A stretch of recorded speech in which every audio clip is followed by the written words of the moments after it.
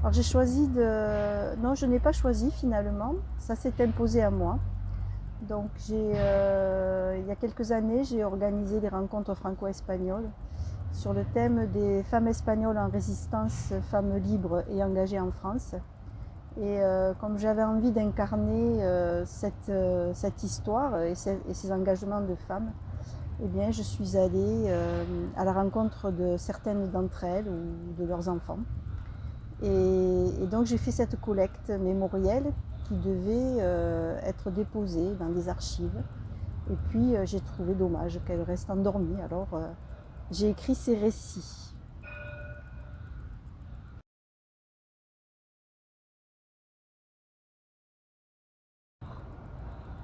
Ces femmes m'ont beaucoup apporté, celles qui étaient en vie et même celles qui n'étaient plus en vie, qui étaient mortes, mais dont les enfants m'ont raconté l'histoire.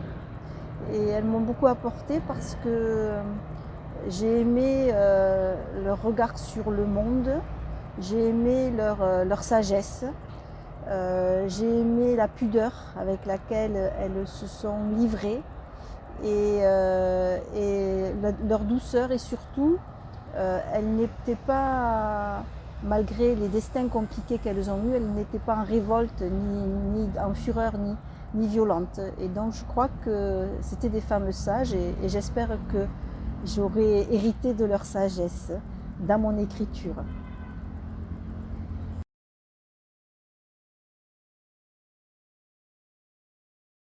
Je le crois profondément, mais au-delà de l'exil, je pense que toute expression artistique, littéraire, peut avoir la fonction enfin pour moi, hein, du moins, a la fonction de porter des paroles et des paroles engagées sur des situations qu'on n'a pas tellement envie de connaître ou de faire connaître à nos descendants. Et écrire sur ce qui s'est passé à cause de guerre, à cause de la violence, à cause de la répression, à cause de l'oppression, à cause de l'injustice, c'est peut-être, et j'ai toujours cet espoir, une manière d'ouvrir les consciences et, sur ces problèmes-là, en espérant que les gens changeront de vision du monde.